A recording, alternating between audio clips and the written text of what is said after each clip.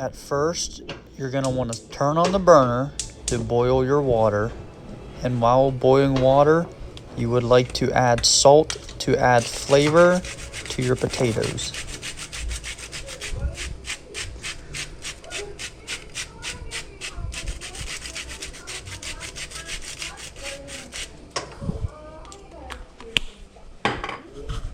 After you add the salt to your water, you would like to grab a knife of your choice and sharpen it if you need to.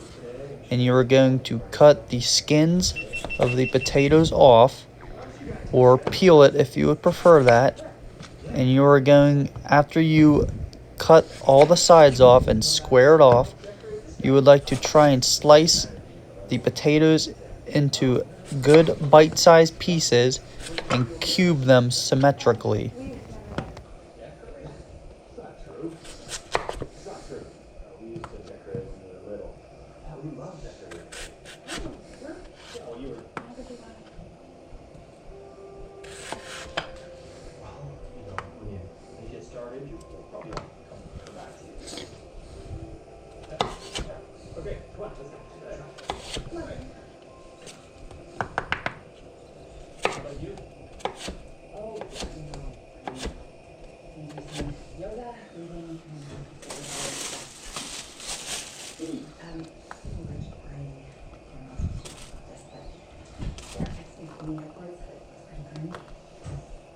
Yeah, the supervisor called and said the weather's really bad over the weekend.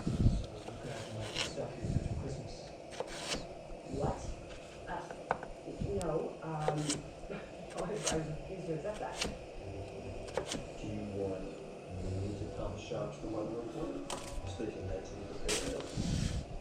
No, yeah, well, that's not potentially inundation. I'll marinate for you. That's pretty good. Yeah. Okay. Now, stay? Is that what this says?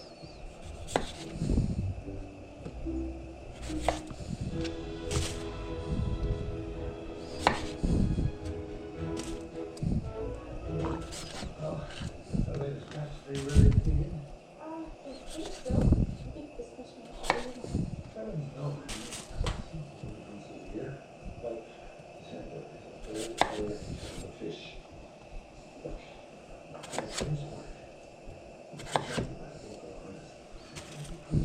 makes a lot of kids very happy. Where's your brother? He's eating candy in the office.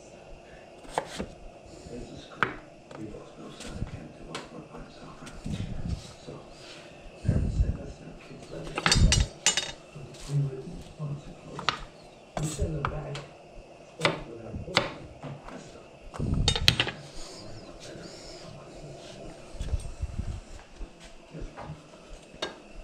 Hey, Santa, I didn't go to school all year long. Please bring me a pay. Thank you, Penny Shaw. It's safe.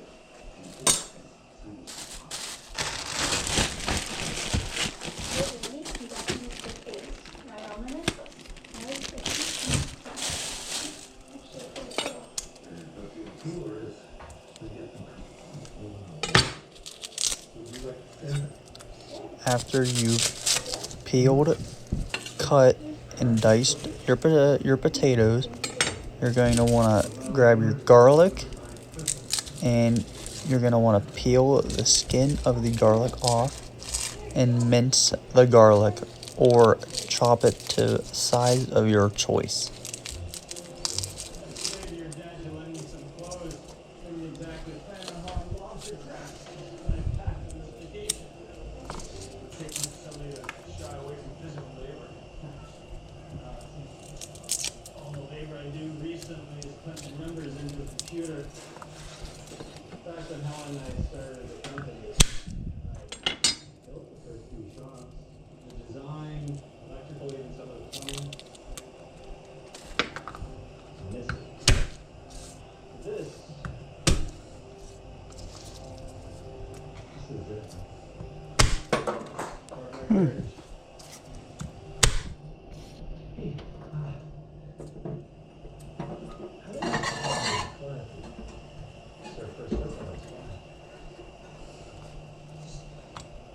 Serious? We'll get back to it. Got a big tree to go.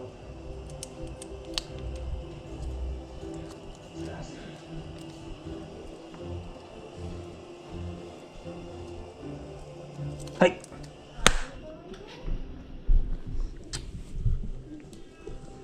Hey, I think he may have just eaten a piece of garlic. What's that about? I think he may have just eaten a piece of garlic. Fell on the floor and he got it before I got to it. What? I'm not sure if that's bad for him. Alright.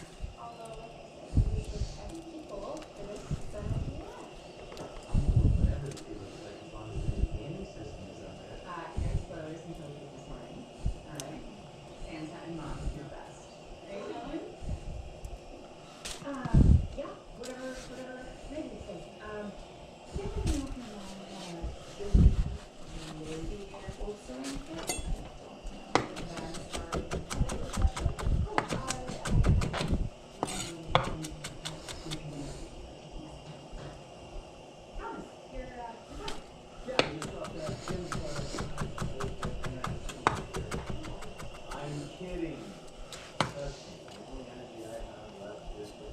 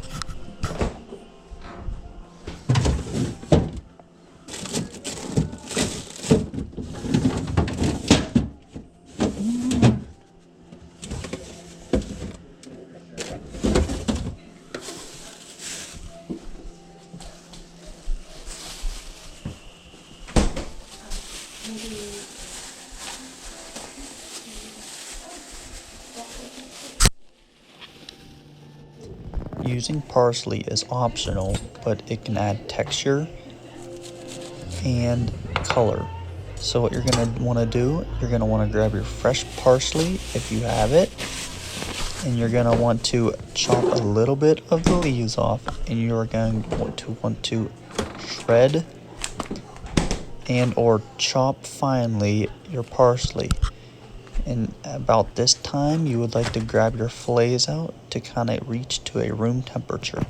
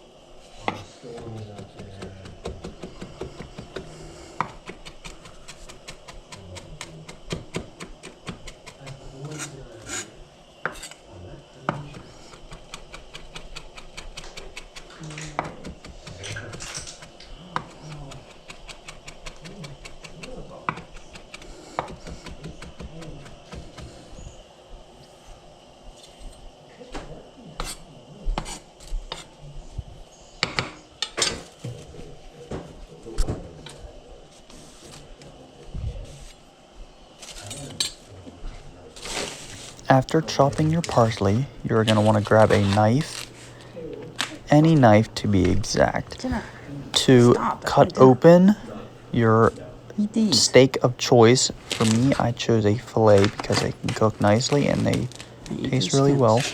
And you're going to want to use oil as a binder to help everything stick. And you're just going to want to season with salt and pepper. Very basic, but it's very good. No. Here you go.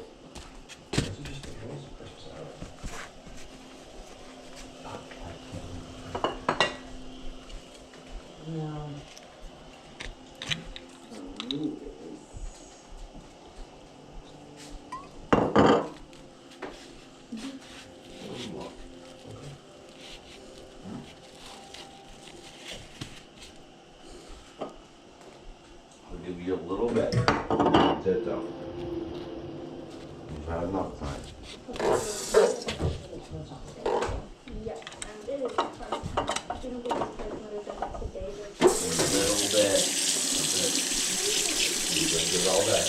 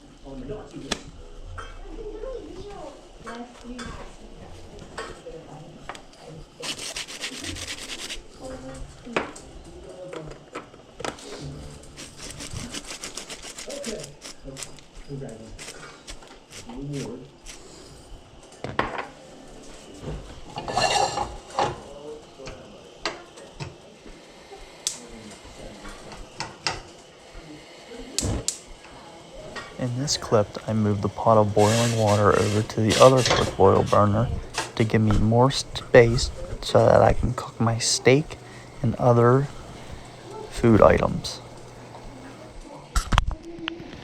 After laying everything out, you should have your potatoes, parsley, garlic, along with your filet and seasoned and oiled. Now you're going to want to turn on the burner for your pan so that you can start heating it up, and you're going to want to add oil and allow the oil to heat up, and never be too shy with oil. You don't want too much or too little because it can add flavor and help with the steak's crust.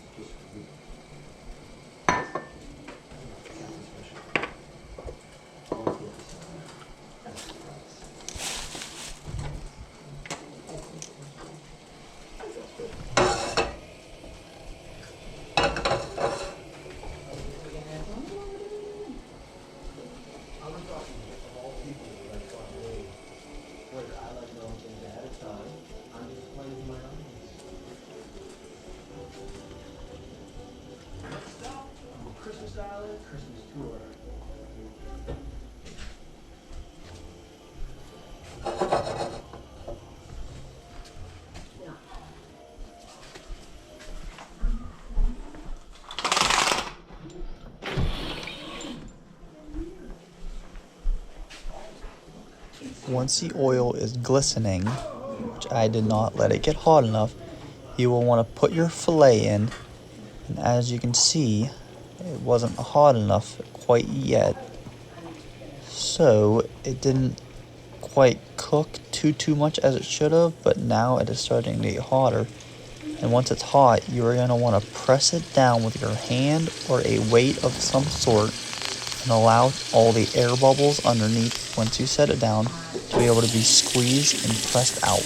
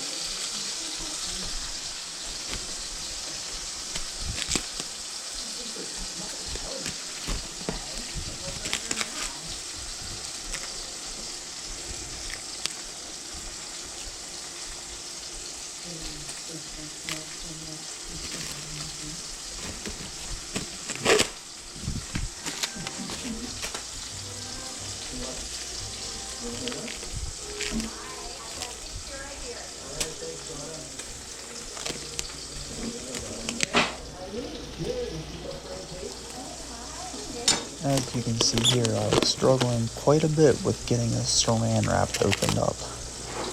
It can be a little pesky sometimes because, Hey, he knocked your watch over. it's very sticky. He knocked over your watch. Once you do this, you will want to Ronnie, wrap hey. up your steak And in he's playing with it. saran wrap or foil or, Hey, I'm trying to get this. containers of some sort to be able to keep the steak I got him off of it. extra Don't worry. sticky if you have it, to be able to keep it fresher for longer. Then pick it up. Dude, I don't care about your cooking. It's not cooking. It's for a school project. Then that's fine, but you can pause it. You're not gonna eat my watch. Like, come on. Why do you think I got him off of it? Then pick it up. It's fine.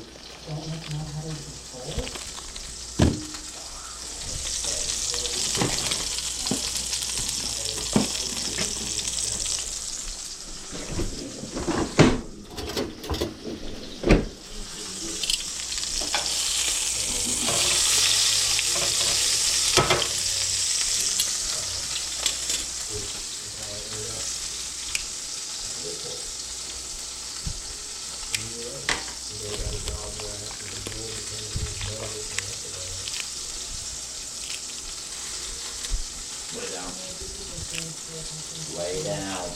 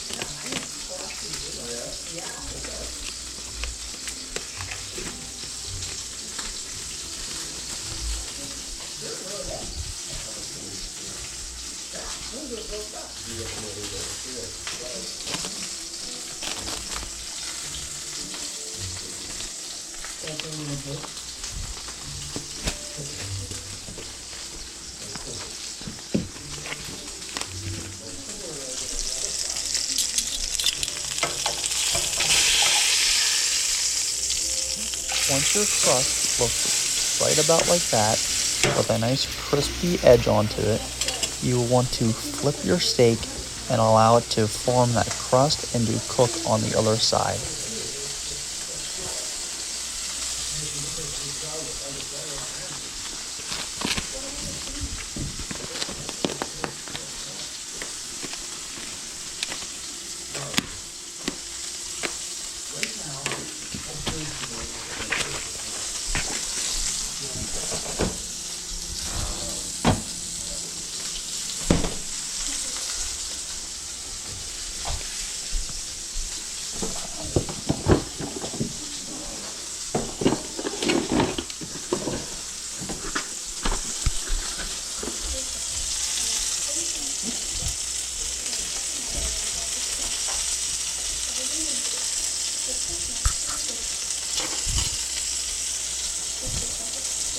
Now that the steak has been flipped and has cooked a little bit more thoroughly on the other side, you will want to add your potatoes to the hot boiling water so you can blanch them. And all that means is that you're going to boil them until they're about fork tender or until you can poke something through them easily.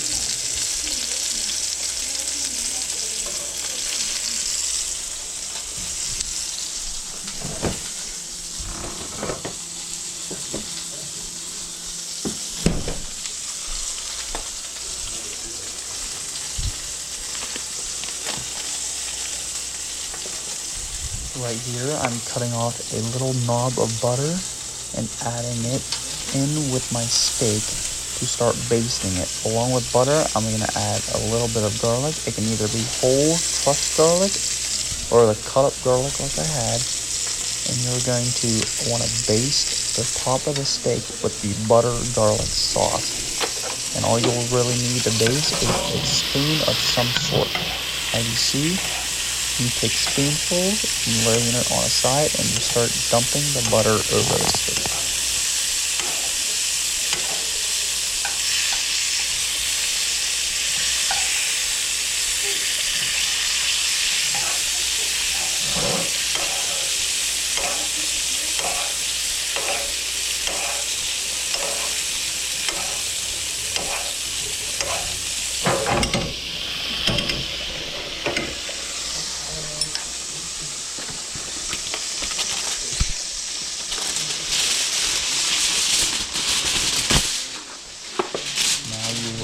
Grab a piece of tin foil to be able to set and rest your steak on. So I grab my tongs, I open them, I grab the steak. Once it's sitting at about a 120 to 25 internal temp, which now you will wrap it up. And once you wrap it up, the steak finished cooking inside due to the steam and heat that will be produced off. So it will climb up the extra 10 degrees that it needs to climb in order to get to a nice medium rare.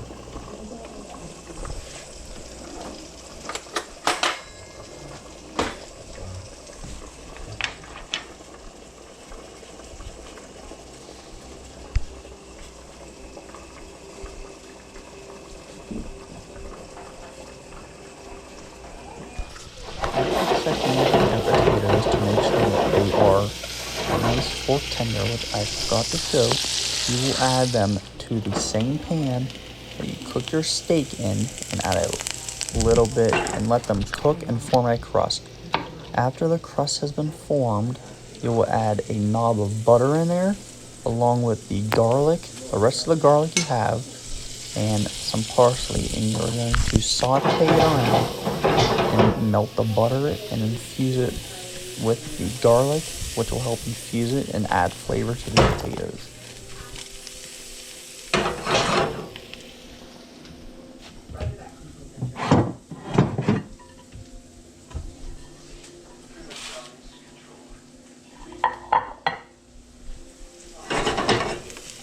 After the butter has melted and has cooked a little bit more of the potatoes, you'll grab a spoon and scoop the potatoes out after you strain them through the spoon and rest them and set them onto the plate in a nice fashion.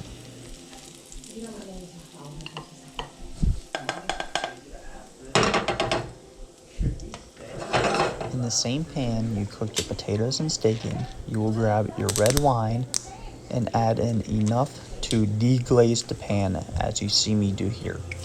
You will use it to deglaze the pan, which gets all of the crud up out of it. But don't worry, it's not bad crud, it's good crud. It's all the steak juices, the oils, the butters, the garlics, the salts and seasonings, and it infuses in with the wine.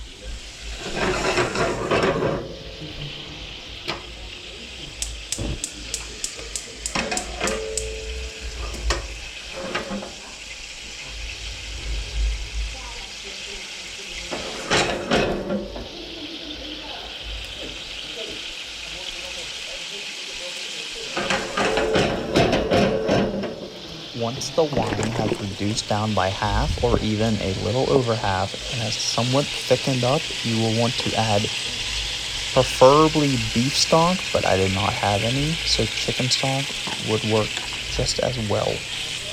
And once you add your broth and or stock, you will want to let that and your wine reduce down a little bit more after you have mixed it together. As you can see me doing, I mix it through. And you're going to want to let it reduce down a little bit more.